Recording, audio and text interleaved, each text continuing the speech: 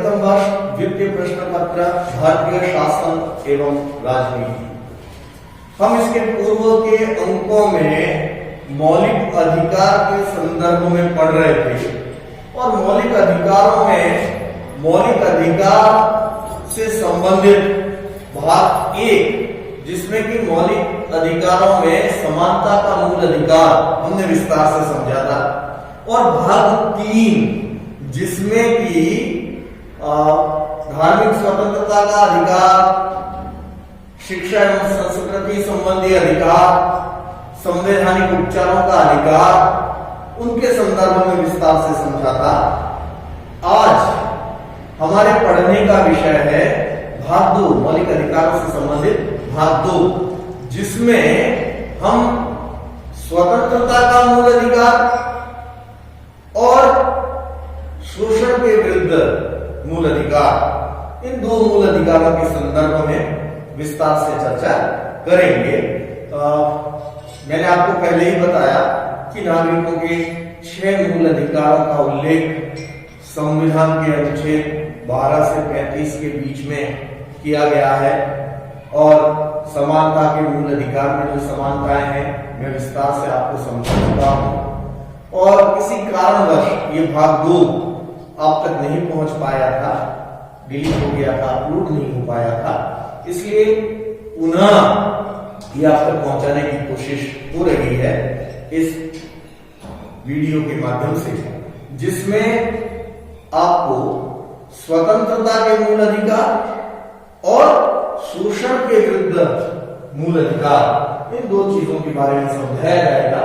पहला स्वतंत्रता का मूल अधिकार, जो मूल अधिकार की सूची में दूसरा मूल अधिकार है और अनुच्छेद 19 से 22 के बीच में इस मूल अधिकार का उल्लेख है। जब हम स्वतंत्रता के मूल अधिकार को समझते हैं तो सबसे पहले अनुच्छेद 19 में दी गई स्वतंत्रताओं के बारे में जानना होगा।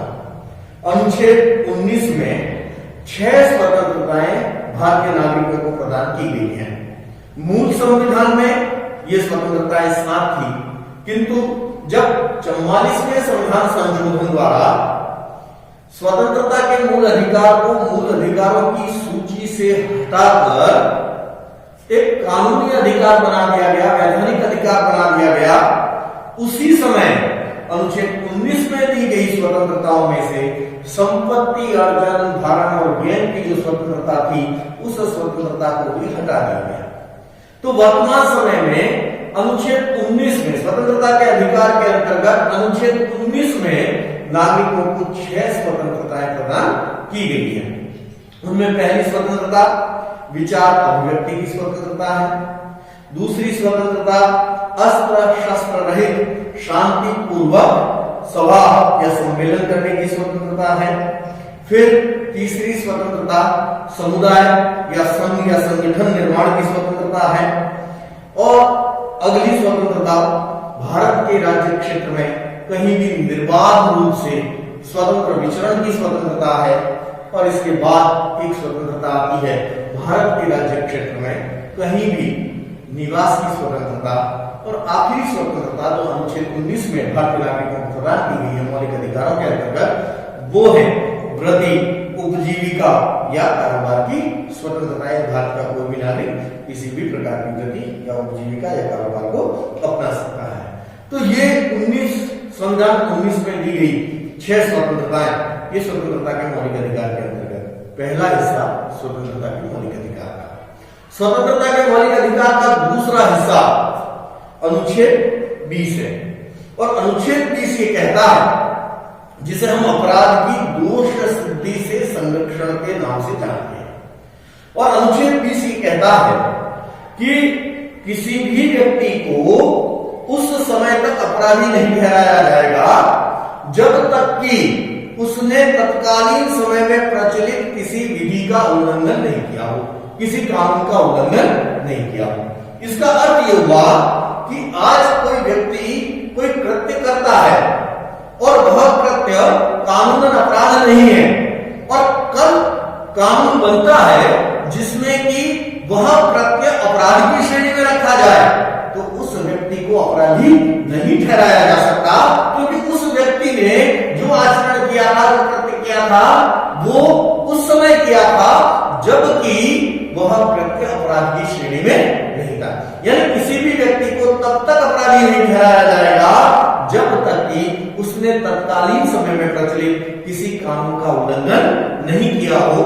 ये अपराध की दोष सिद्धि से संरक्षण है। साथ ही इसमें यह भी है कि किसी भी व्यक्ति को एक ही अपराध के लिए एक से अधिक बार दंडित नहीं किया जाएगा और किसी भी व्यक्ति को स्वयं के विरुद्ध गवाही देने के लिए बाध्य नहीं किया जाएगा। तो ये अपराध की दोष सिद्धि से संरक्षण के अंतर्गत आता है कि एक ही बार दंड दिया जाएगा और किसी भी व्यक्ति को खुद के खिलाफ गवाही देने के लिए मजबूर नहीं किया जाएगा। तो ये तीन चीजें हमको याद रखनी है। अनुच्छेद 20 में जो स्वतंत्रता के अधिकार में अपराध की दोष सिद्धि से संरक्षण के अंतर्गत है, किसी व्यक्ति को तब तक अपराधी नहीं ठहराया जाएगा जब तक कि उसने तत्कालीन समय में प्रचलित किसी कानून का उल्लंघन नहीं किया होगा। किसी व्यक्ति को एक ही अपराध के लिए एक से अधिक बार दंडित नहीं किया जाएगा और किसी भी व्यक्ति को स्वयं के विरुद्ध गवाही देने के लिए बाध्य नहीं किया जा सकता। तो ये तीनों अनुच्छेद 20 में स्वतंत्रता के अधिकार में अपराध की दोष सिद्धि के संरक्षण से संबंधित है। फिर अनुच्छेद 21 सबसे महत्वपूर्ण अनुच्छेद, स्वतंत्रता के अधिकार का सबसे महत्वपूर्ण हिस्सा अनुच्छेद 21 जो प्राण और दैहिक स्वतंत्रता या जीवन या स्वतंत्रता के अधिकार के नाम से जाना जाता है। ये इसलिए भी महत्वपूर्ण है कि बाकी सारे मौलिक अधिकार भले आपातकाल में स्थगित कर दिए जाए, प्राण और दैहिक स्वतंत्रता का अधिकार, जीवन और स्वतंत्रता का अधिकार आपातकाल में भी स्थगित नहीं होता है। 44वें संविधान संशोधन द्वारा ये व्यवस्था कर दी गई है। तो जीवन और स्वतंत्रता का अधिकार मनुष्य का वह अधिकार है जिसमें अनुच्छेद 21 में यह प्रावधान है कि किसी भी व्यक्ति को उसके जीवन तथा दैहिक स्वतंत्रता से विधि द्वारा स्थापित प्रक्रिया को छोड़कर अन्य किसी प्रकार से वंचित नहीं किया जा सकता। किसी भी व्यक्ति को जीवन और स्वतंत्रता के अधिकार से विधि द्वारा स्थापित प्रक्रिया को छोड़कर उसे वंचित नहीं किया जा सकता है। ये अनुच्छेद 21 में दी गई स्वतंत्रता है।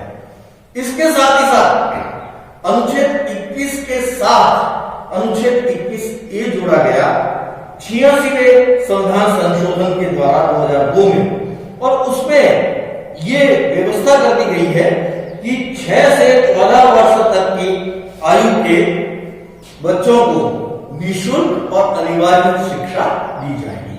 तो 6 से 14 वर्ष तक के बच्चों को निःशुल्क और अनिवार्य शिक्षा का अधिकार, जिसे RTE राइट टू एजुकेशन हम कहते हैं, वो मौलिक अधिकारों की सूची में स्वतंत्रता के मूल अधिकार के साथ अनुच्छेद 21 के बाद अनुच्छेद 21A के अंतर्गत रखा गया है। तो ये स्वतंत्रता का मूल अधिकार अनुच्छेद 19 में दी गई स्वतंत्रता है। अनुच्छेद 20 में अपराध से दोष सिद्धि के संरक्षण का अधिकार और अनुच्छेद 21 में दी गई स्वतंत्रता, अनुच्छेद 21A में दिया गया शिक्षा का मौलिक अधिकार, और अनुच्छेद 22 जो कि बंदीकरण की अवस्था में संरक्षण से संबंधित है। किसी भी व्यक्ति को बिना कारण बताए गिरफ्तार नहीं किया जाएगा, बंदी नहीं बनाया जाएगा। बंदी बनाने के 24 घंटे के अंदर अंदर उसे न्यायालय में उपस्थित किया जाएगा, मजिस्ट्रेट के समक्ष उपस्थित किया जाएगा निकटतम, और ये 24 घंटे में वह अवधि शामिल नहीं होगी जो बंदी गृह से उस न्यायालय तक ले जाने की अवधि होगी। व्यक्ति को जिसे बंदी बनाया गया है वकील से बात करने की छूट होगी। तो यह बंदीकरण की अवस्था का संरक्षण अनुच्छेद 22 में, यह भी स्वतंत्रता के अधिकार के अंतर्गत शामिल है। ये अधिकार दो प्रकार के लोगों को प्राप्त नहीं होगा। एक तो वो जो शत्रु देश के नागरिक हैं, और दूसरे वो जिन्हें निवारक विरोध अधिनियम के तहत गिरफ्तार किया गया है। निवारक विरोध अधिनियम वह व्यवस्था है जो अपराध के लिए गिरफ्तार नहीं किया जाता जिसने, बल्कि अपराध होने की आशंका होने के कारण से पूर्व ही व्यक्ति को नजरबंद कर दिया जाता है और उन लोगों पर यह अधिकार लागू नहीं होता। तो ये था मौलिक अधिकार, स्वतंत्रता का मौलिक अधिकार जो मैंने आपको समझाया। इसके साथ इस दूसरे भाग में दूसरा मूल अधिकार एक और हमें समझना है और वो है शोषण के विरुद्ध अधिकार, जो अनुच्छेद 23 और 24 में उल्लेखित है। अनुच्छेद 23 अनुच्छेद 23 बेगार प्रथा और मनुष्य के क्रय विक्रय पर रोक लगाने का कार्य करता है। अनुच्छेद 23 में यह व्यवस्था की गई है कि किसी भी मनुष्यों का क्रय विक्रय एवं बेगार तथा सभी प्रकार का अन्य जबरदस्ती किया हुआ श्रम निषिद्ध ठहराया गया है। ठीक है, बेगार प्रथा को अपराध घोषित कर दिया गया है अनुच्छेद 23 में। और अनुच्छेद 24 बाल श्रम का निषेध करता है, जिसमें यह उल्लेख है कि 14 वर्ष से कम आयु के बच्चे को जोखिम भरे कार्यों में या खदानों में, कारखानों में कार्य नहीं करवाया जाएगा, उसे प्रतिबंधित किया गया है, बाल श्रम का निषेध किया गया है और ये अनुच्छेद 24 में। तो दो अधिकार शोषण के विरुद्ध अधिकार में शामिल है। एक तो मनुष्य का क्रय विक्रय और बेगार प्रथा को अपराध घोषित कर दिया गया है और साथ ही 14 वर्ष से कम आयु के बच्चों को जोखिम भरे कार्यों पर लगाने से रोक लगाई गई है। इसके बाद जो मूल अधिकार आते हैं, धार्मिक स्वतंत्रता का मूल अधिकार, संस्कृति और शिक्षा संबंधी मूल अधिकार और संवैधानिक उपचारों का अधिकार, वो मैं विस्तार से भाग 3 में समझा चुका हूं और इसके पहले ही वो वीडियो अपलोड हो चुका है, तो आप उन अधिकारों को भी वहां से समझ सकते हैं। तो इस प्रकार से हमने मूल अधिकारों से संबंधित विभिन्न प्रावधानों को विस्तार से समझा।